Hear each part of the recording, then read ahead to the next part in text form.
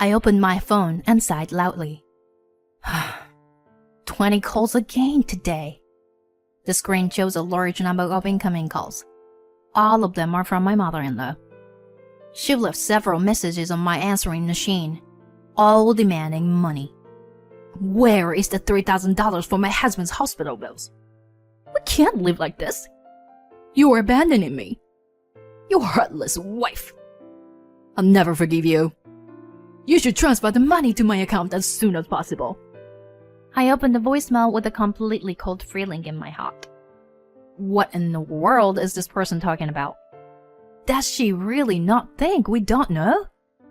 I picked up my phone with the intention of putting an end to all this. My name is Megan.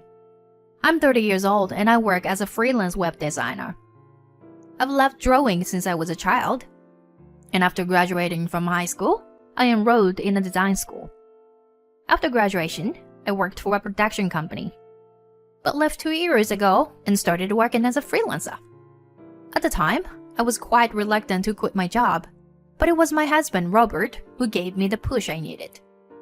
I met Robert 5 years ago, and after 2 years of dating, we were now married. After a year of being a married couple, I began to worry about my career and asked him for advice.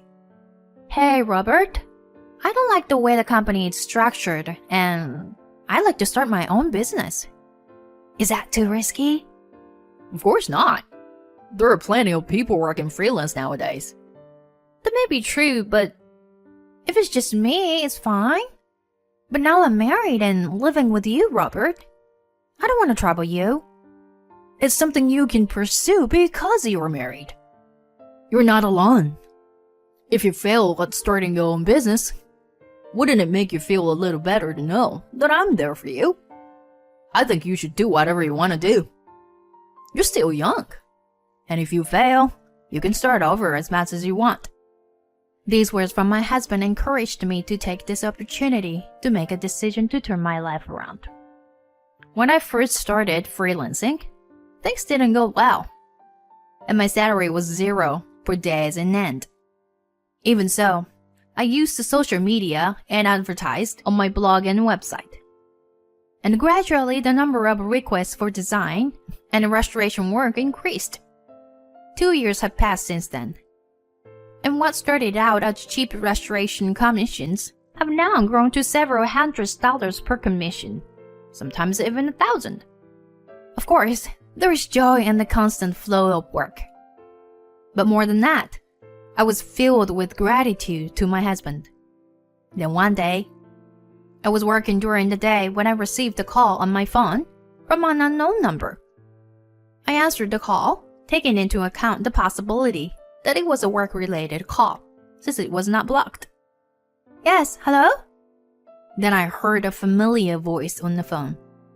Oh, hello, Megan? It's Linda. Linda? How did you get my number? I asked Robert for it. I need to talk to you for a minute. Can you hold on a second, please?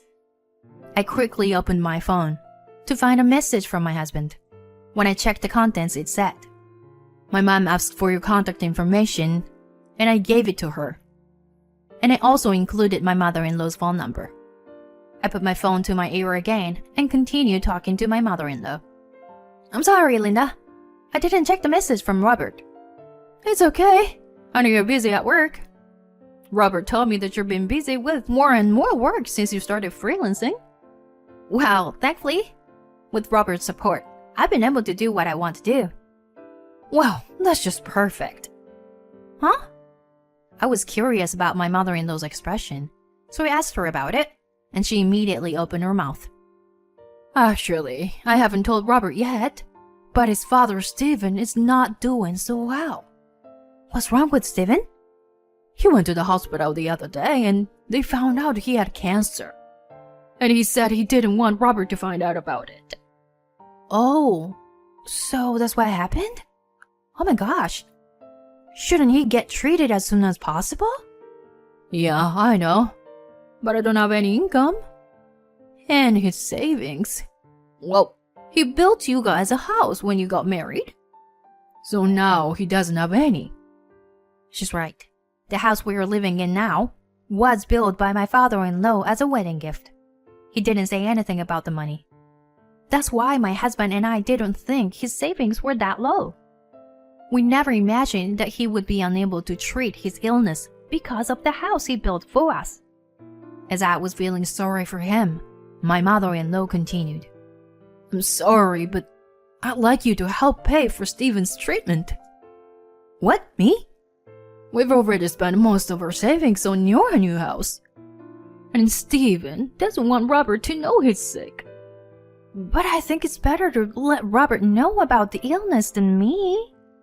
"I'm just trying to be considerate of Stephen's feelings. Come on, Megan. If you're so busy every day, you must have lots of income. I mean, I'd be lying if I said I didn't make a lot of money. I'm making many times more than I did when I was working in an office. But I'm the only one who knows about my father-in-law's illness, and I'm the only one who has to pay for his treatment." While I was thinking about this for a while, my mother-in-law followed up with a sigh. "Megan, if we can't get Stephen the treatment he needs, it could get worse. What would Robert think? Do you know what the worst case scenario would be? I wish I could count on Robert too, but Stephen doesn't want to." "But, Megan, you're the only one I can ask. I'm begging you, please, pay for his treatment." After that, my mother-in-law asked me for help several times, and there was no way I could refuse. I wanted to help my father-in-law, so I decided to accept the offer of assistance. "I'll send you the amount and account number later, so please transfer the money as soon as possible," my mother-in-law said and hung up the phone. A sigh escaped my mouth as I finished the exchange. Was this really the right thing to do? But if I hadn't provided the money, Stephen would have. He's been good to me since we were first married, and I want him to get better somehow. I can't discuss my father-in-law illness with my husband because I have promised with my mother-in-law. The next day, I received a message from my mother-in-law with her bank account number and a request for $500 to be transferred to her account. The initial $500 was increased to $1,000 2 months later, and now, 6 months later, it has jumped to $3,000. I was beginning to have my doubts, as I should have expected, because the costs were so high. Unfortunately, my parents-in-law's house is far away, and I can only visit them once a year at the end of the year, but I have to work. And if I took my husband with me, he would find out that his father is ill.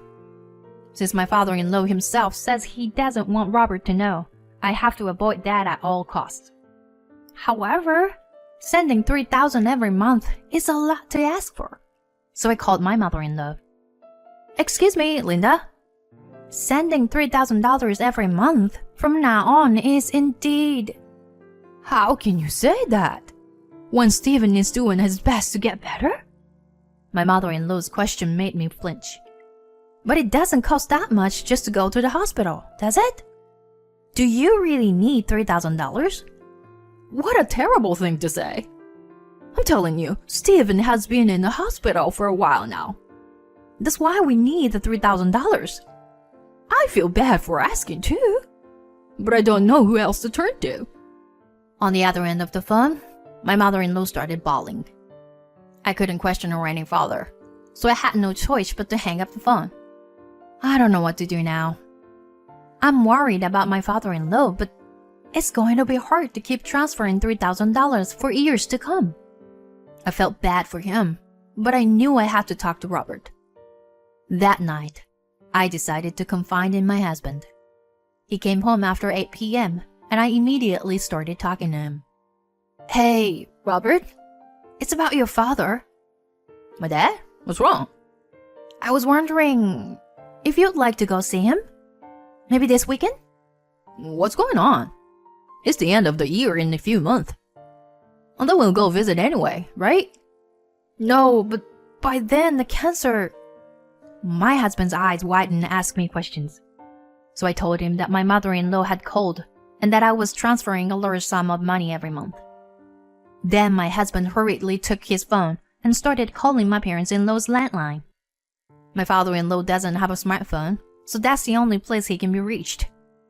But no matter how many times we called, there was no answer. I suppose that's just as well.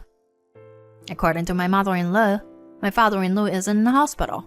So I called her and she didn't pick up, which made me nervous. We decided to go to my parents-in-law's house on the weekend.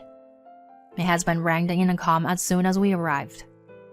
As we waited impatiently for my mother-in-law to come out, an unexpected person appeared at the front door. Oh, Robert and Megan. What's going on? I was so surprised to see my father-in-law in front of me that I was at a loss for words. Confused, I tried to desperately squeeze out a few words. Stephen? Why aren't you in the hospital? In a hospital? How could I be in the hospital when I'm too healthy to have a medical checkup? What does he mean? Oh, it's, Linda here? I need to see Linda. What? I need to check something with Linda. She told me that you had cancer, and I've been giving her thousands of dollars a month in support. As soon as I said all that, my father-in-law frowned. He thought about it for a moment, and then he invited us in. But no matter where I looked, my mother-in-law was nowhere to be seen. In fact, there was no one there but my father-in-law. Where is Linda?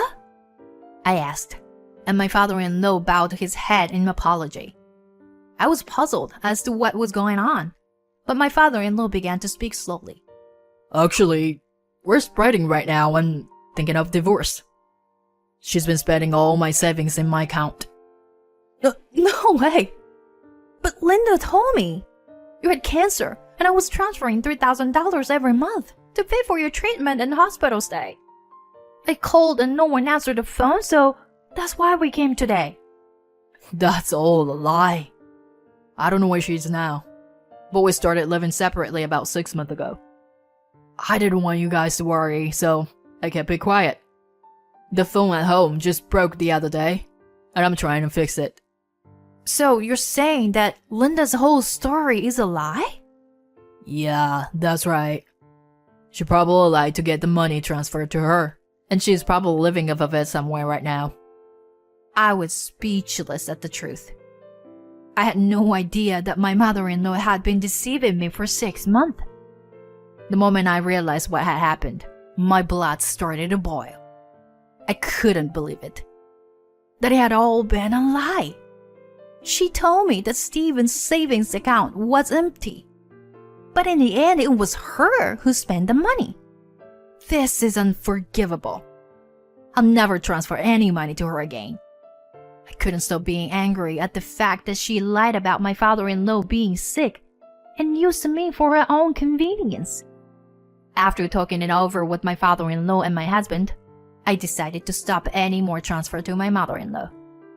We also decided to ignore any contact from my mother-in-law. Even after a month had passed since I stopped the transfer, my mother-in-law still called me every day. She was so persistent that I set my phone to silent mode and went about my business. The number of calls from my mother-in-law increased day by day, and on this particular day, I opened my phone again and sighed heavily. There were 20 calls today, and the screen would show a large number of incoming calls. All from my mother-in-law, of course. Several of them had messages left on the answering machine, all demanding money. Have you paid my husband's hospital bill of $3,000 yet? We can't live like this. Are you going to abandon us? You heartless wife. I won't forgive you. You should transfer the money to my account as soon as possible. I opened the voicemail with completely cold feeling in my heart. What in the world is this person talking about? Does she really not think we don't know? I guess it's not a good idea to keep her on her toes any longer. Determined to put an end to all this, I picked up my phone and called my mother-in-law. And my mother-in-law answered the phone as if she had been waiting for me. Hello. Why are you ignoring my calls? Don't you care about Stephen? I don't think she realizes that my husband and I already know the truth. I responded in a nonchalant manner. Linda, please come down. How can I be calm? If you don't transfer the money, Stephen will be kicked out of the hospital. What are you talking about? Isn't Stephen fine? Huh? Megan, what are you talking? You lied about the cancer in the first place. Did you think that since we live so far away, we wouldn't find out? My mother-in-law must have sensed something bad from what I said. Her bossy attitude disappeared, and she became somewhat distant. Megan, I'm sorry, but I think I misspoke. Stephen is not actually in the hospital, but it's true that he has cancer, so... Oh, I see. Stephen said he was completely healthy though. Yeah, no, just wire me the money. Otherwise, we can't survive. You mean you can't survive, right? You've been spending Stephen's savings, and now you're trying to rip me off too. How do you? Because I talked to Stephen in person. He was a little plumper than when I saw him at the end of last year. He says it's because he's less stressed now that you're gone. Even my mother-in-law started to wince when I told her that much. I knew I was wasting my time talking to her, so I said, I'm not going to do what you say anymore. I have no intention of helping you or having anything to do with you in the future. So please, don't contact me again. Oh, and I will charge you for all the money I have transferred so far. Wait a minute. If you do that, my life will... I don't care about that. Stephen and Robert are fed up with you. They want nothing to do with you ever again.